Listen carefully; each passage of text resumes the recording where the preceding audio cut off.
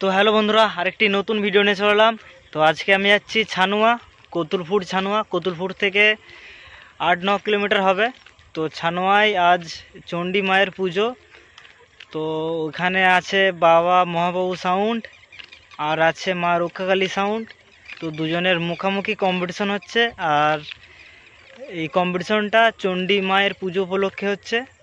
তো চলো যে দেখা হচ্ছে ওখানে। কে কেমন বাজছে কমেন্ট করে অবশ্যই জানাবে, আর ভিডিওটি ভালো লাগলে লাইক শেয়ার কমেন্ট, চ্যানেলকে সাবস্ক্রাইব অবশ্যই করে নেবে। তো বন্ধুরা যে দেখা হচ্ছে ওখানে, পুরো ভিডিওটি দেখতে থাকো।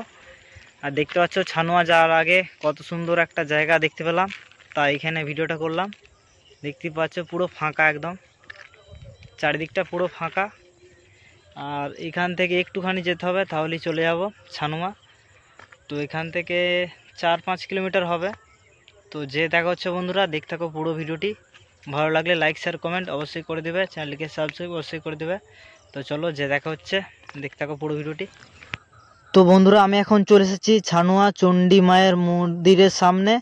তো এখানে সকালে পুজো হয়ে গিয়েছিল, আমি এসেছিলাম বিকালে। তো একটু ভালো করে দেখানোর চেষ্টা করছি তোমাদেরকে চণ্ডী মায়ের প্রতিমাটা। তো এখানে জিজ্ঞেস করলাম, এখানে সকালবেলার দিকে পুজো হয়ে যায়। তো প্রতিমাটা দেখানোর চেষ্টা করছি ভালো করে।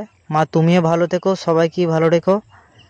জয় মা চণ্ডী মায়ের জয়। তো বন্ধুরা দেখতে থাকো পুরো ভিডিওটি। তো বন্ধুরা আমি এখন চলে এসেছি কম্পিটিশনের কাছে। দেখতেই পাচ্ছ বিশাল কম্পিটিশন হচ্ছে। তো দেখো পুরো ভিডিওটি।